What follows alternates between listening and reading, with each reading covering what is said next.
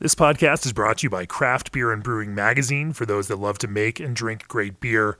Learn more online or subscribe at beerandbrewing.com or find us on social media at Craft Beer Brew. If you love brewing as much as we do and are inspired by the work of leading commercial brewers like Mitch Steele of New Realm, Tommy Arthur of Lost Abbey, Matt Brindleson of Firestone Walker, Jeff Stuffings and Avery Swanson of Jester King, Jason Perkins of Allagash, and more, then put one of our 2018 Brewers Retreat events on your calendar.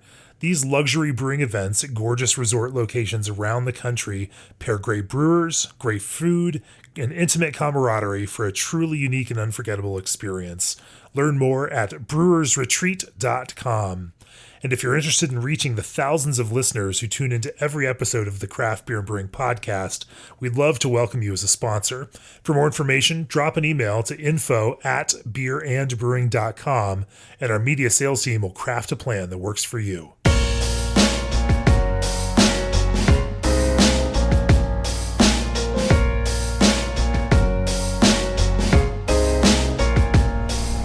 Well, hi everybody, it's John Holl, and I'm coming to you from Kalamazoo, Michigan, where this is going to be the first of a couple of episodes I'm doing from the Michigan Brewers Guild annual conference here.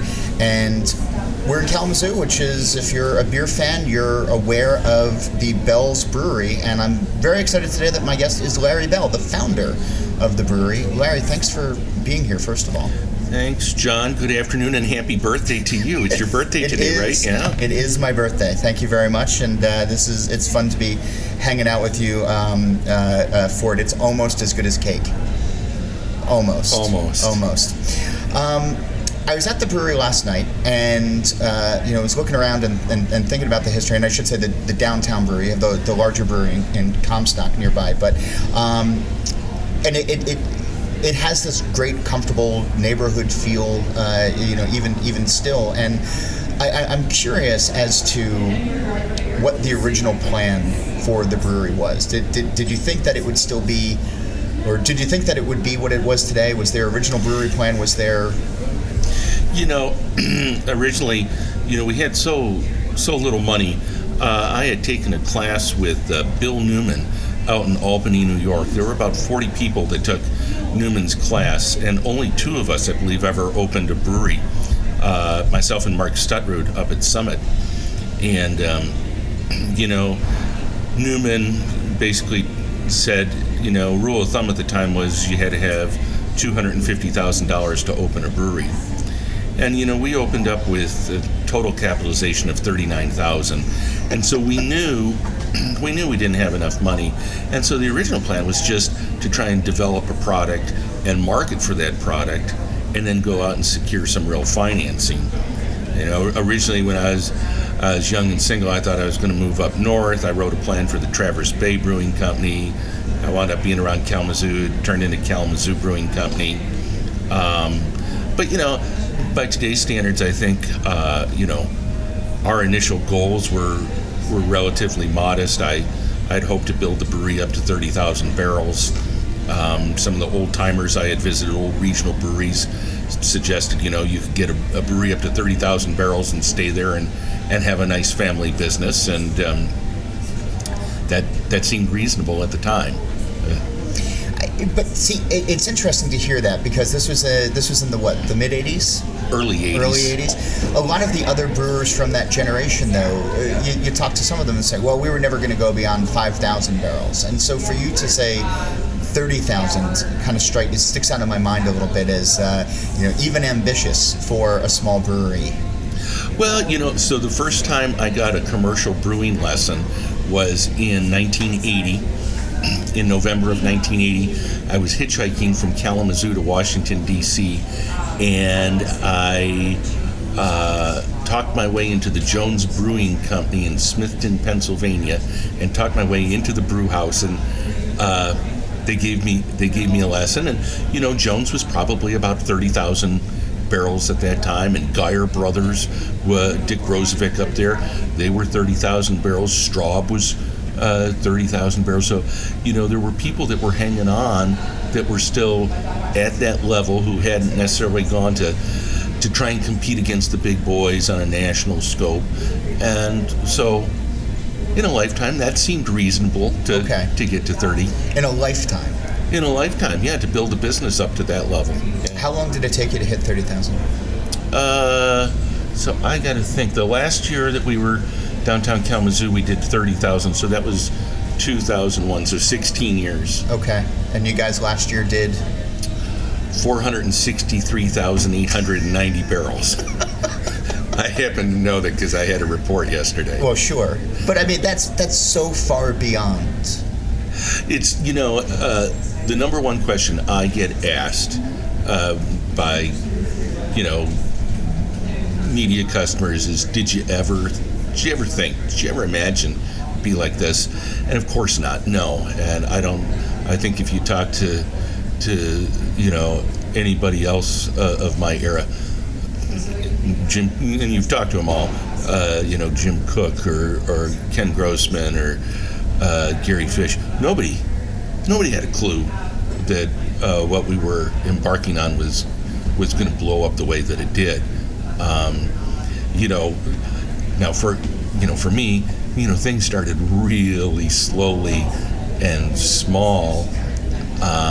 And built, as opposed to, I'm flabbergasted by people who open up in their first year, they sell 8,000 barrels. Like, how long it took me to get there? Yeah.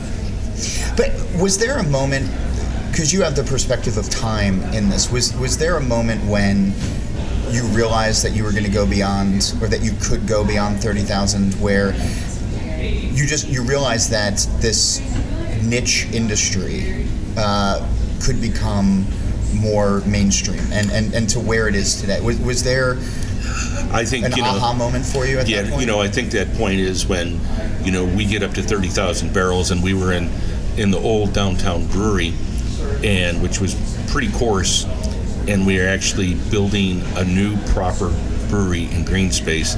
I hired John Mallett as a consultant and told that this is real brewing equipment. This is the real thing now, and yeah, you're going to get noticed by the big guys, and yeah, this has really changed it now. We're beyond what our home brewing days took us to, and now we're a real brewing company.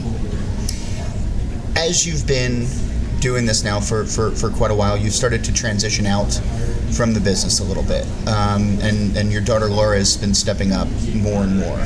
When you first got into this, though, did you ever have an exit strategy? Did you ever think about the end? Did you ever?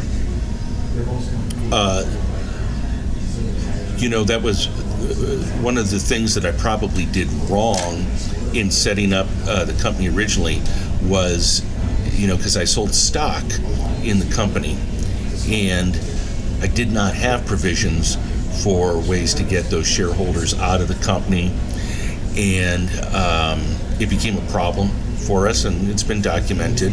There was a lawsuit in 2006. I got sued by some shareholders for shareholder oppression, and because we didn't have provisions of how we went forward, and it became a problem because the bank had come to me and finally said, they'd asked me to move people out, and finally said, we're not going to finance you anymore unless you get rid of these people. And they agreed to finance the stock buyout of them. And it was contentious, and there were a lot of people that thought, well, I was just doing that so I could go sell to Anheuser or to a bigger company. And certainly some of these people, that's what they wanted to do. And that's why I wanted to move them out. I never really thought about it. There was a point where I thought if I couldn't get them out that there was going to have to be a sale. And then as Laura came on, well, then I'm fortunate in that she's got the passion and drive and a real acumen for the industry. So, that becomes my exit strategy, that we're a legacy brewery, which, quite honestly, in my opinion, is probably the hardest way to do things. It's easy to take a check from somebody or do some other deal. To do all the accounting and to transfer the wealth on takes a lot of accountants and lawyers, and it takes some time, but to me it's very worthwhile. If you didn't have Laura waiting in the wings, had you thought about what you might want to do or what you might have to do? Certainly, and I think, there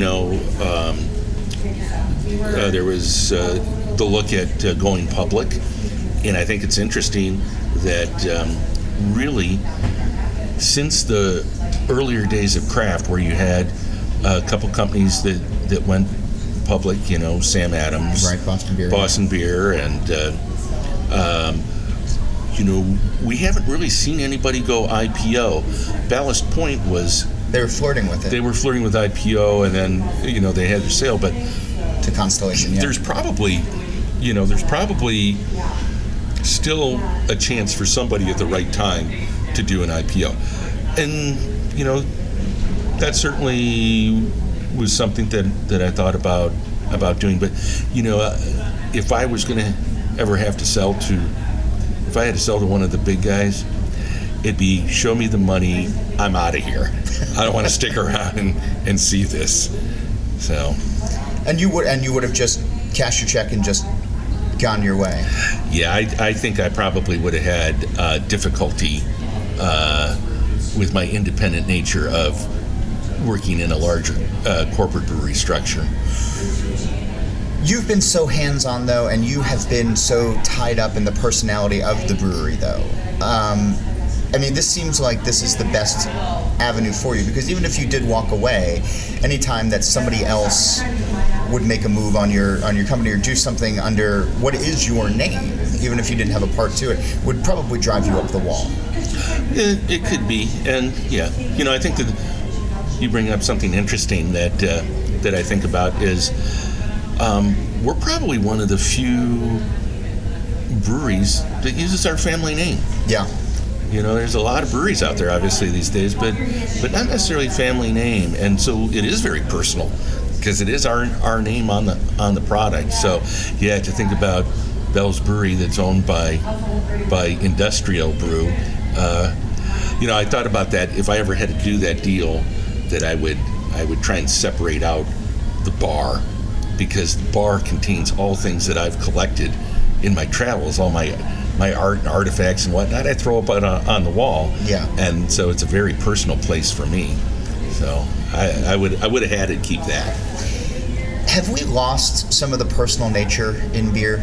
As we have so many more breweries, as we have a lot of these larger breweries that are coming in, it seemed that for a while, it was this very intimate thing where, we had to travel for beer, we had to, travel for experiences, as it were, and now it's so prevalent and it's everywhere. Have we lost some of the personalness? Well, I think that things exist on a couple different levels.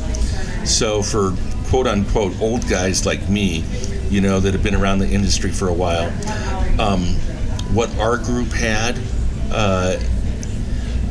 we probably lost some of what we had as there's been buyouts and changes there, and there was a lot of glue that stuck us all together in the early days, and those changes and our size and some of the competitive things that happen out there, we've lost some of that intimacy.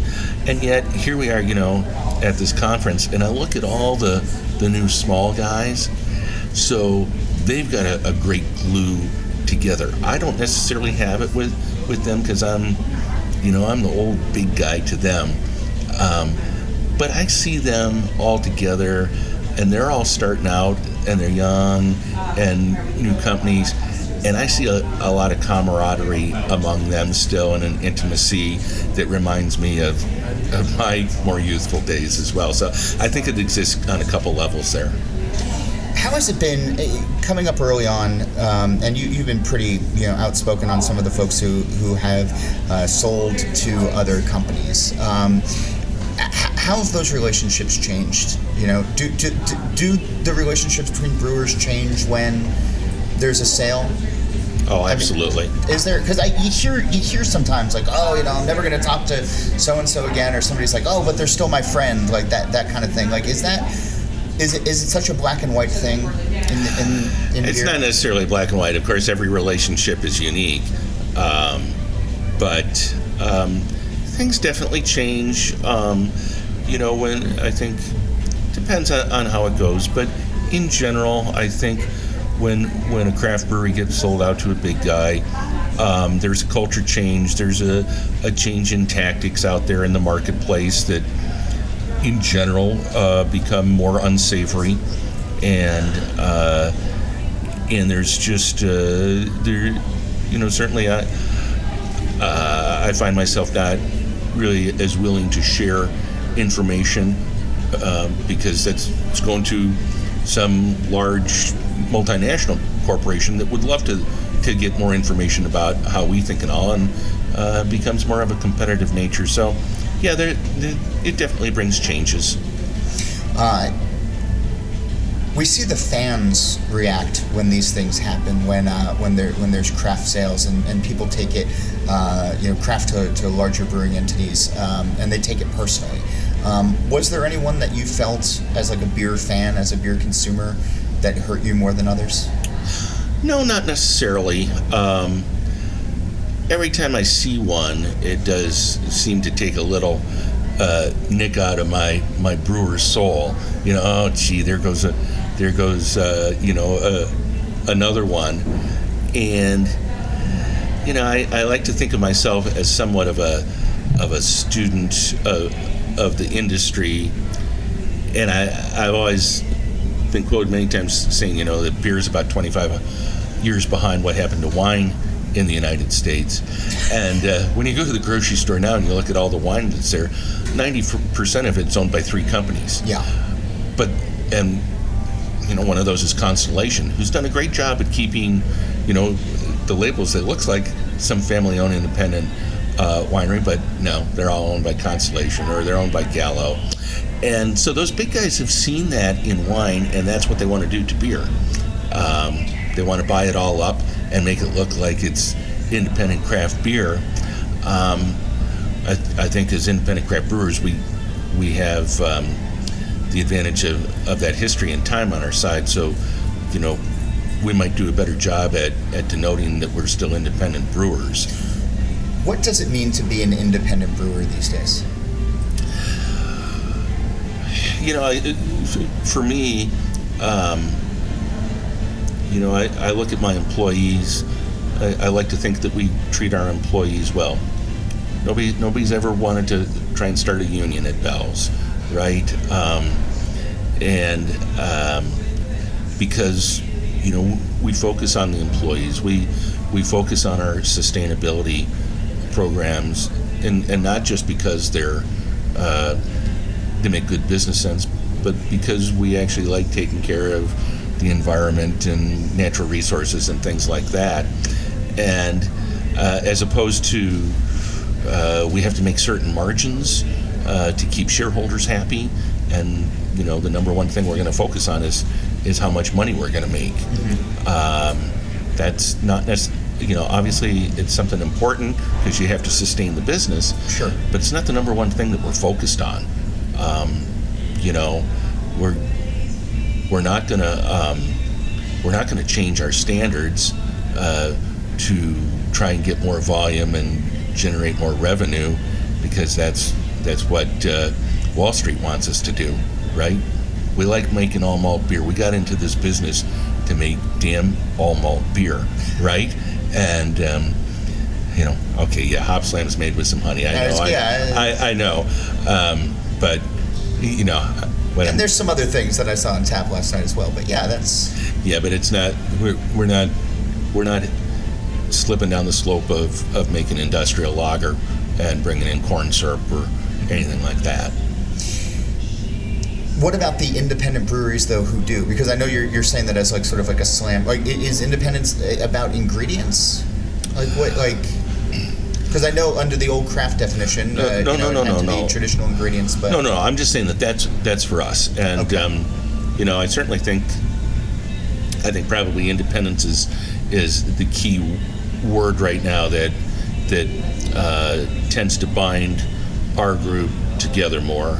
If you look, say, what the Brewers Association is, we were talking earlier before we started this about what does craft mean, and sure, and yeah, it's been co-opted and beaten to a dead pulp. And it's hard for the consumer. It's confusing to the consumer to try and understand what craft is. And I think, the BAs define what a craft brewer is, but that's basically, they use that term at the time to defend or define what their membership is. Sure. Yeah, it was never intended to be a commercial distribution. And I think when you look at the Brewers Association, that was a merger of two groups, the Association of Brewers and the Brewers Association of America. And I was involved with both. And the old BAA was really, was started in 1941 to give a voice to small brewers in the United States, to make sure that we had access to ingredients and supplies and access to market. And that's really, that's sort of where the battle is enjoined these days, when the big guys are buying up all the craft brewers, and they go to the chain stores and say, here's what the set is going to look like, and they fill it up with all their faux craft, or their newly acquired craft brands. They're pushing us off the shelf. And that's why we exist together as independent brewers, to try and have that voice and make sure we can get our products to market. I mean, sometimes it does seem like a smoke and mirrors game when we do get so hung up on labels. When it does come down to ingredients, it does come down to size, it does come down to how do you, as one of the larger craft breweries, larger independent breweries in the country, how do you work to get fair share for not only yourself but the other independent brewers, to ingredients, to supply chains, to market? Like, where does that fight begin? Because it's easy to say, screw the big guys. You have to be involved. You have to take a role, and you have to work. I mean, early on, we took a seat on the board of directors of the American Malting Barley Association. And while I'm technically the seat holder, I've given that up now to the technical people, because they're the ones that really should be there. But I got on and I helped recruit other small brewers, because if it's just the big guys sitting around that table, they're the ones that are going to determine what malt is and what new lines come. And we've got all kinds of smaller brewers being involved there now. We've helped out. We've grown test lines, and then also on the hop side of things, when InBev bought AB and they got rid of their hop people, we hired him as a consultant and formed a new group, a hop quality group, and we, as the small brewers, were the ones that started driving quality in the United States and what are the standards for hop growing, because Anheuser had done that. And they kind of, in that way, they kind of took care of things. And there was a vacuum created when InBev said, oh, we got people in Belgium that'll do this. So, we've had to get involved and say what we think on that industry level. And so it takes some being proactive and making sure you have your say out there. And being involved with the wholesalers, Are you going to see the National Beer Wholesalers? Do you know your State Wholesalers Association? And are you making relationships there so they understand what your needs are for getting to market? You mentioned, so when you first started, you couldn't afford to make a bad pint, right? I mean, it was you against the big guys. I mean, I'm sure that there were some tough batches that came out, but if you had, but putting stuff like that out to market would, and we saw the shakeout in the early 2000s of, a lot of poor quality beer being made, and Anheuser and a lot of the other larger brewers, sort of pounced on that. And the ones who had dialed in their processes, the ones who knew how to identify off flavors, who would pull beer if it wasn't tasting the way that it should, did relatively well afterwards and were able to grow and become better. I don't know how much you're out drinking and how much you see these days, but I mean, I'm still concerned, and I've said this before, on how much poor beer is being made by smaller breweries. And maybe they hide behind the word craft, maybe they hide behind the word independence, but if quality and all the work that you've put into it, does that just drive you up the wall sometimes when it's like, fellas, we did this for you, and what the hell? I think the word that gets hidden behind most is local. well, just because it's local doesn't mean it's good. Yeah. If it's local and good, hallelujah. I'm all for that. I remember being in Asheville a couple years ago, North Carolina, Asheville, and the signs in the window was local is the new black. Right. And I think we continue to see, the barriers to entry in the market are as low as they ever have been. There is a plethora of companies selling inexpensive equipment, albeit, in my opinion, not quality equipment. Right. But it's easy to have a consultant who can get some paperwork done for you. You buy some cheap equipment, you're in a rented warehouse, and dude, I'm brewing beer. Well, but hold on, because you said you needed $250,000. You were told, and you started with $39,000. A lot of these guys are doing the same thing. Or did you have luxury back then of time and white space that they don't have today? Yeah, I think we did, because we didn't know what we're doing, and by the time 1990 came and Michigan was starting to get hip to craft beer, we'd made most of the mistakes that we needed to make by that time on a very small platform, and so we kind of had that out of the way. There continues to be some poor quality beer out there, and that concerns us, and that's part of this conference here. There's the Master Brewers Group that we're very much involved with here, and we try and drive that quality message to the other brewers and help when we can with them, educate them on those quality issues. We try and help on the draft issues out there in the marketplace. We get involved in those sorts of things because we're still, we're 12% of the market. That means there's 88% of the market that we're not. And if the overall beer drinking market, and if that macro beer drinker, if their first time with with craft beer, this isn't any good, they're probably not going to come back. So, I'm still concerned about that overall industry aspect and trying to present a united quality front from an industry standpoint. So, being at the brewery last night, I was struck. Do you guys still have homebrew equipment? You guys still... We're actually this summer we'll celebrate 35 years of selling. Because I started in 1983, I opened the homebrew shop. That was the precursor to the brewery. Yeah. So we've been selling homebrew equipment and ingredients for 35 years. I would think that as you would have gotten bigger, that would have just been something that would have fallen on the wayside. Is it I love it. Okay. Who better than to sell homebrew equipment than a brewery, right? And we have an annual homebrew competition where the winner gets to come in and brew on our 15-barrel system. And, homebrewers continue to be sort of the minor leagues of commercial brewers. You cannot, John, it does kind of crack me up. And it was even mentioned in the meeting this morning, somebody, about how they come to Bell's Homebrew Shop, commercial brewers. Trust me, there are commercial brewers in this town, licensed brewers that come and buy from our homebrew shop for their, I was in the store a couple months ago, and I heard the clerk saying, "But sir, we've already sold you all the 50-pound sacks of malt that we have. We don't generally stock that many.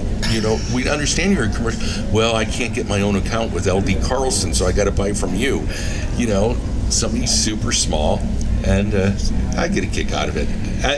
And I think it keeps us honest in a way. That this is where we started, and it's still part of our DNA. There's still part of me that's a home brewer, and that sometimes in thinking up recipes and stuff, like when we did the Planet series, the last one, Laura was, "Dad, I got to have the recipe for Neptune," and I finally wrote it out one night. And I actually took a picture on my phone and sent it to her, and she's like, "Dad, really?" And 2 days later, it's like, "Dad, there are 5 ingredients here that are by the federal government not generally recognized as safe. Like, what? I said, this is like a homebrew recipe. You can't do this. Like, all right.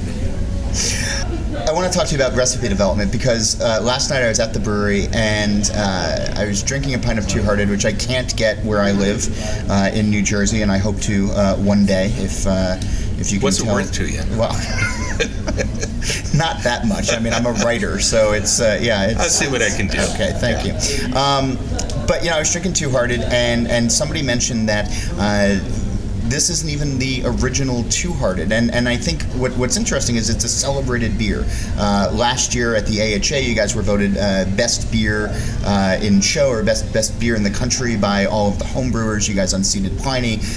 Kalamazoo closed their schools. Kids danced in the street. It was much joy and celebration here, but people might be surprised to find out that this is not the original Two Hearted. Yeah, the original came from going over to Madison to the Great Taste of the Midwest, and in the early days, in the late 80s, and hanging out with some of the people I met there, and a late night bottle share, and I met a guy that grew hops in like northern Wisconsin, which, I mean, that was pretty radical for 1987 or 88 or whatever it was. And a sidebar, do you remember what was served at those? Like what was showing up at bottle shares in the late 80s? Old Foghorn. Okay. Imports. There might be a few. There was some craft stuff. Certainly, I'd come with some of mine that I wasn't necessarily selling in Wisconsin, or that something he cellared for a little bit. So, anyways. Okay, so you met a guy who was selling hops. He's selling hops. I think I made a deal to buy 300 pounds of Wisconsin hops from him, and so the one heart, if you would be Wisconsin hops, and then I was using some English malt. So those were kind of the two hearts of this beer. 4 batches were made. Only 2 were quality enough to sell. And then the image we were using, a gentleman's face, a famous writer in Michigan. He was getting old, kind of senile, and he forgot that he'd given us permission to use his image, and his attorney sent me a cease and desist. And well, anyways, we agreed to not do that anymore, and the project kind of faded away. And then I had a brewer in the 90s, early 90s, wanted to make IPA. Single hop IPA with Centennial hop, and we needed a name for it. Well, I've got this one on the shelf. I got a name, Two Hearted Ale, and so we brought Two Hearted back for this new single hop IPA that he had made, and obviously that's done very well for us now. I'm always curious about this because I know that the American beer revolution of the modern age has been built on the back of hops. Did you ever think that it would be the biggest selling craft style, that IPA would rule the way that it does today, that it would be fanatical with fans walking around with hop tattoos and these this weird little bitter flower is as celebrated in the way that it was? I mean, it's I know you get a lot of perspective questions, but absolutely not. Yeah, I mean, you think about in the late 80s and early 90s, the beer that was building the brewery was Bell's Amber Ale. Continues to be our number 3 beer, but it's not, and it's a fantastic beer. It goes great with food. Not sexy in today's market. And then came the wheat beer revolution, and we had Oberon, which is a seasonal. Had no idea that cloudy wheat beer was going to take off, and and now that's building the brewery for many years. And now along come hops, and Oberon was Soul Sun / Oberon was number 1 in the brewery for many years. It's a solid number 2 now, and certainly in the summer in Michigan it kicks patootie all over the place. Yeah. But now you got hops ruling the day, and IPAs. Will that continue to go on? I think that goes on for a while. Obviously, we're we're seeing some new scenarios and some new products and using hops in different ways. But I think hops are here to stay. So Bell's is known for one thing, or known for those beers, and speaks to a certain sect of the the beer community. Obviously, the home brewers love you. We talked about that, and your love of home brewing. But a couple years ago, you guys started a whole second brewery in the Upper Peninsula, and I think that in some cases, some breweries might just have an extension, have just a line extension, as part of the house brand. But you guys it's a whole different identity. And I'm wondering, like, why that was necessary and why that's important. Well, it wasn't necessary, but it's fun. Yeah, I mean, was this not a vanity project, but was this just like a screw around project, or? It's a fantasy project, I guess. So as I mentioned, I have this love of the Upper Peninsula, and some of my ancestors coming over settled up there in 1911, and I still own the old family house up there. And every year, spring I go up, I pass this building. Man, that would make what a cool spot that'd be for a brewery. And I have home brewed up there, and one year the building was for sale, and I was already thinking about it. And, John, I've been fortunate to have a successful company, and so I get to do some things that perhaps don't always make the most sense. Well, it turned out the building wasn't suitable, and it wound up getting torn down. But I pursued the project, and we wound up greenfield building in Escanaba, and we call it the Upper Hand Brewery because in Michigan that's how we. When you're doing the hands. Yeah, and and it really is there to celebrate Upper Peninsula culture. That's what the names of the beers do, and the company up there. Where there are certain marketing rules that we have for Bell's, those don't necessarily apply in the upper. You go to the Upper Peninsula, it's really a different country. Well, So, there are things that Bell's might not do that Upper Hand does do. For example. Bell's probably we generally don't sponsor motorsports. In the UP, we might sponsor motorsports. We're coming out with a light beer up there, albeit all malt light beer, but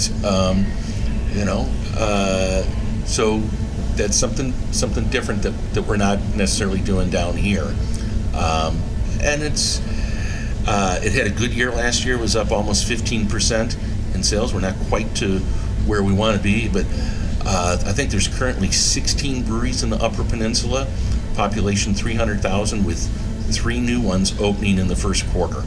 So it's a crowded field up there. It seems like it.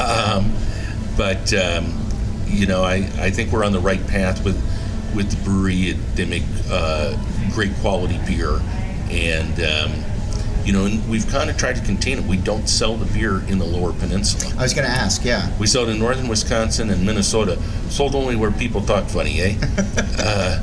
So we're trying to keep it just as a regional thing. We don't want to take over the world with it. Just want to build it up and have a nice brewery up there that enhances and celebrates the culture of that region. Does that go against business instincts sometimes to not just, pump the gas and see how far Upper Hand could go? Does it take actual restraint to say, like, let's map out this footprint and then actually stick to it, or is this one of those things like the best laid plans? There are some internal debates that happen amongst management along that issue, but so far we're sticking with the original game plan.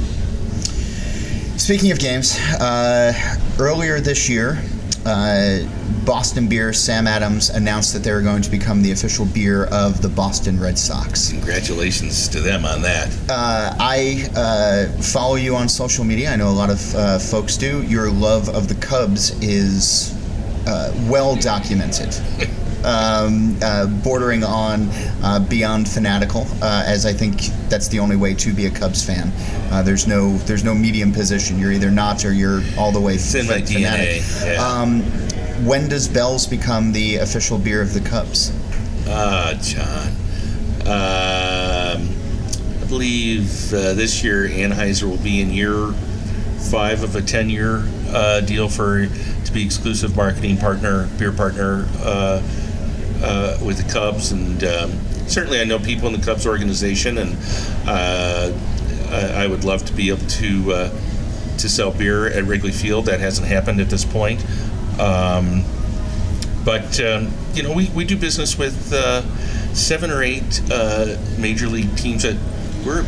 We have a deal with, hold your breath, the Chicago White Sox on the south side of town. I was at opening day last year for the Sox, and did you wear a Cubs jersey?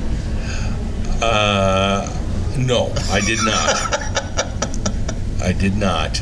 Laura actually threw out a first pitch at White Sox this year. I was out of the country, but and certainly like the Detroit Tigers, we've had a good relationship with, and over in your neck of the woods, we do some business with the Mets. Okay. And so I enjoy being involved in the baseball scene, and certainly we sell a lot of beer around Wrigley Field. I live in the neighborhood there in Chicago because I split my time between Kalamazoo and Chicago, so I literally walk to the games. I go down my alley to Waveland and down Waveland to my gate, and from my top deck of my house I can see the lights of Wrigley. If you're not at the game, you can hear the crowd. Yeah. It's got to be frustrating though, right? Because you can be in all of these other places, and you've gotten into all of these other places. But I mean, this really does show, even with how big you are in craft, that there are still hurdles to be met. That your size of craft doesn't necessarily mean that all the doors are, going to open for you. No, and the big macro brewers have been around a lot longer than us. They have a lot of volume. They have a lot of clout. They have a lot of old relationships with companies, and that's how the game is played. I look at this business on the 100-year plan, right? Once you get a brewery open and running and really built up, they go on for a long time. They tend to go on for a very long time. So, we're going to be here for a long time, and if you can't get an account this year or next year or 10 years, you keep working. We could talk for a long time about those accounts that for one reason or another you lost to personality conflict or something went awry that maybe you took 15 years. We've had those, and we've gotten them back. So you just figure out, what do you got to do? Do you lay low, or how do you work it? And over time, maybe you win that account, but nobody has 100% coverage. No. But it's harder to stay. It's harder to get into places now, and it's also harder, to stay on just on good merit, these days, right? I mean, it's there's certain things that are happening in the marketplace where brewers are going against brewers these days, and I wonder how you address that and how you combat it. Well, the first thing you do is quality, and that's when we were talking earlier about the quality thing. I think, in the 90s, late 90s there, when there was a quality issue and there was a shakeout, I think sort of there was this plethora of new breweries that opened, and there was consumer confusion. And there was a point where the consumer stood in front of the beer cooler and said, I tried a new craft beer last week and I got screwed and it was no good, so I'm buying a 6-pack of Miller Lite for this weekend because I know that's good. Fast forward to today, that situation still happens. Probably not as much, but it still happens. But now there's so many more choices, and that consumer now can say, you know what, I spent $9.99 last week and I got screwed. I'm going to spend it this week. I'm going to get a 6-pack of Two Hearted because I know it's quality. So they don't have to go to the macro because there are, bona fide craft brands that they can trust from a quality standpoint. So that works for us, but that means we have to ensure that they're going to get that quality product. And it means that you have to be relentless in those relationships with the chain buyers, with the independent buyers, with the on-premise. The war on-premise right now is that's a battlefield. And when you go to places like Chicago, I'm sorry, no matter what anybody says, there is pay to play, and it's rampant, and it is. There are craft brewers that are doing it as well as big brewers, and it's a game that we have never played, and we have stood on that tenet of our business forever. We're one of the few breweries in Chicago that doesn't play that game, that doesn't do pay to play, and people, I think people respect us for that. Does that mean we don't get certain accounts? That means we don't get certain accounts. Does it mean we're more profitable as a company and we feel better about ourselves at the end of the day? Absolutely. Because right now, TTB and there are state law enforcement. It's been documented that there is a Chicago investigation going on, that people are looking into the pay-to-play thing as well. You're saying you're above the fray on that. So how does the brewery then, like, how do you shake out, or how do you feel like you'll come out of the other end of a shakeout of something, like if something does come down where people are called to the mat? Do you think that the consumers are going to? No, I think retailers, listen. Once there's a shakeout, they'll figure out a new way around whatever new rules are written there. For us, when somebody says that they want these free kegs or they want a payment or something, we explain we don't do that. And then we try and go to them and explain how we might be able to add value to the relationship and what things we can do to help promote our brand in their restaurant or bar. Conducting tastings, staff trainings, promotional nights, things like that we're willing to do and work with somebody. But we're not going to just go write a check, that half the time winds up in the bartender's pocket or something. But, it's a serious business, and we will work with you to try and figure out how to enhance both of our businesses and our wholesalers' business. All three tiers should make money, but we're not just going to go out there and hand money away. What do you still want to accomplish as you're still in the brewing industry? I mean, you have my beer into Wrigley Field. Okay, well, aside from that, but you haven't said you're retiring or anything, but but Laura's been stepping up more and more, and you seem to have a great team in place. But is there still things that you want to do? I've got some other projects that I'm working on these days that aren't necessarily beer. Okay. What's that like? Scary. Okay. Yeah, scary, expensive, and unsure. Okay. So I certainly have a decreased role over at the brewery, but I think probably my main job now is to help Laura along as she has questions, and then also to work to make sure that the sustainability from a family standpoint gets taken care of. So that has to be managed, and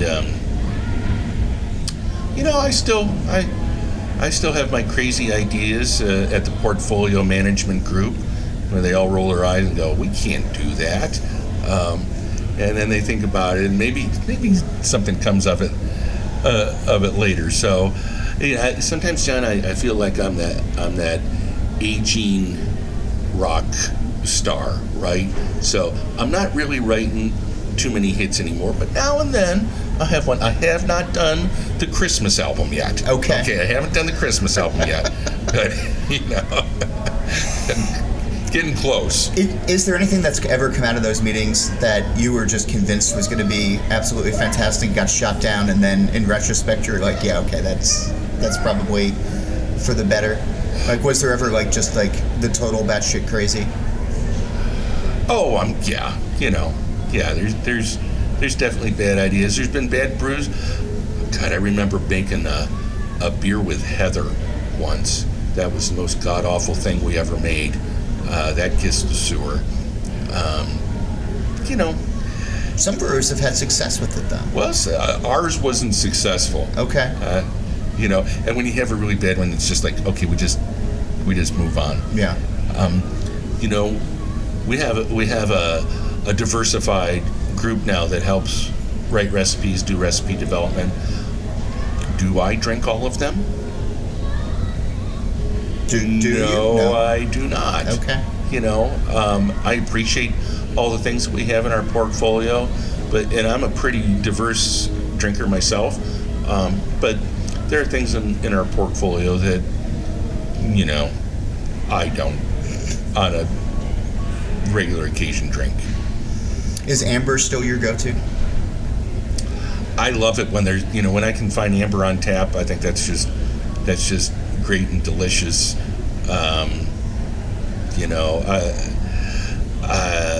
I think you find, like, at least within our company, so if you're out doing a promotion in a bar, first thing I always ask is, what do we got on tap? And I pick the lightest one. What's the lowest alcohol one?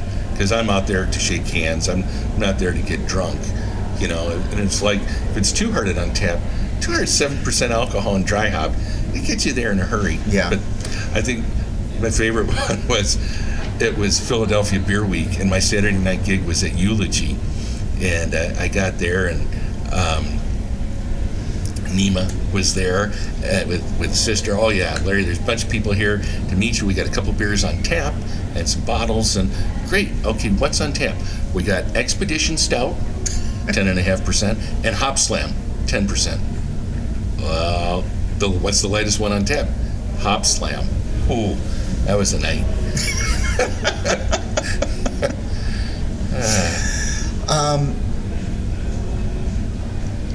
What's the question that you get most often from young brewers that's the wrong question?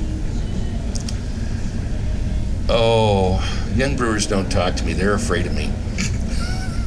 I can see why, but yeah. I don't know. I don't know. I guess a better way to phrase that is, when you were learning that you needed $250,000 back in the day, but you only had, $39,000. What was the one thing that somebody didn't tell you, that you really wish they would have? How are you going to manage things 10 years down the road with these partners, investors that you had? And I do talk to some people about that. When you're putting this all together, it's like writing a prenup, right? Okay, we all like each other now, but what happens if we don't like each other, or if somebody wants to exit it? How do we do that? And let's write down the rules for that now, which is a hard thing to do. And especially with so much money that's going into the industry these days, and people who are getting involved with the industry these days. I mean, there's a lot of investment. There's a lot of people who... Yeah, and so, if you're somebody that's passionate about the beer side of things and the brewery side, you don't have all the money. So you've got this passion. Other people are just looking for money. And I, unfortunately, have seen this movie too many times of those passionate people being taken advantage of by... people that know business better, and oftentimes maybe not the most morally upstanding people, opportunists who have taken advantage of folks. And I've seen a lot of that in the industry, and it's unfortunate. I've counseled some people on that, and some have called me for advice, and what do I do now, Larry? Who's an attorney I can call? It's like, okay, here's the person you need to handle this, and it's too bad. So people have to be careful about. You got to be careful about who you're getting in business with. More than 10 years in now, and as we start to wrap up, I want to just ask you, what do you see as the biggest threat to your brewery and your business and your legacy and your, you're saying you're 100-year-old, you want to be a 100-year-old business, or you want this to be a 100-year-old company. What do you see as the biggest threat to that? Well, I think,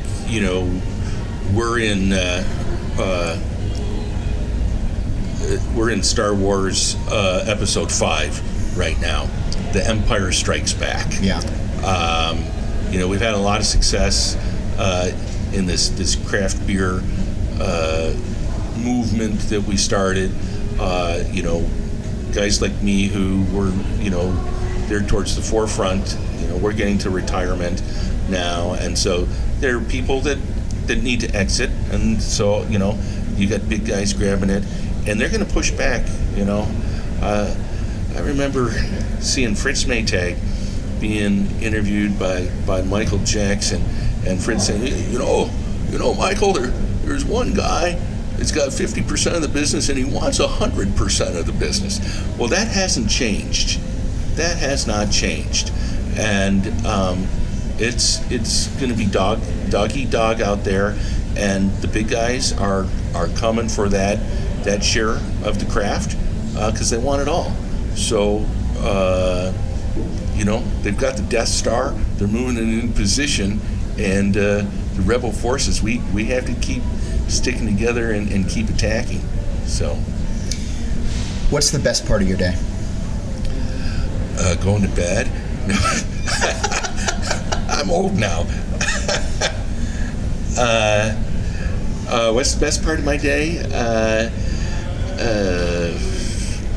Usually having dinner with my wife.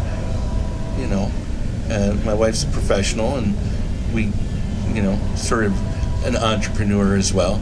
And so comparing notes and talking to her about things and relaxing, that's the best part of my day. A reminder that the simple pleasures are often the best ones. Absolutely. Larry, thanks for sitting down with me. This has been technically challenging. I don't know if the listeners will be able to hear that, but it's been a lot of fun to sit and talk with you, and I really appreciate you taking the time. Thanks for having me, John. And once again, happy birthday. Thank you so much. You can read more about Bell's and other breweries and home brewing and more in our latest issue of Craft Beer and Brewing magazine online at beerandbrewing.com, and you should subscribe to the magazine while you're there if you don't already. If you have questions for me, you can reach out. I'm John Holl, and it's JOHNHOLL at beerandbrewing.com, or you can talk to me on Twitter at John_Holl.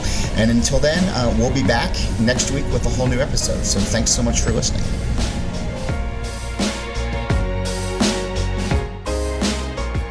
If you love brewing as much as we do and are inspired by the work of leading commercial brewers like Mitch Steele of New Realm, Tommy Arthur of Lost Abbey, Matt Brindleson of Firestone Walker, Jeff Stuffings and Avery Swanson of Jester King, Jason Perkins of Allagash, and more, then put one of our 2018 Brewers Retreat events on your calendar. These luxury brewing events at gorgeous resort locations around the country pair great brewers, great food, and intimate camaraderie for a truly unique and unforgettable experience. Learn more at brewersretreat.com. And if you're interested in reaching the thousands of listeners who tune into every episode of the Craft Beer and Brewing podcast, we'd love to welcome you as a sponsor. For more information, drop an email to info@beerandbrewing.com, and our media sales team will craft a plan that works for you. This podcast is brought to you by Craft Beer and Brewing magazine for those that love to make and drink great beer. Learn more online or subscribe at beerandbrewing.com, or find us on social media at Craft Beer Brew.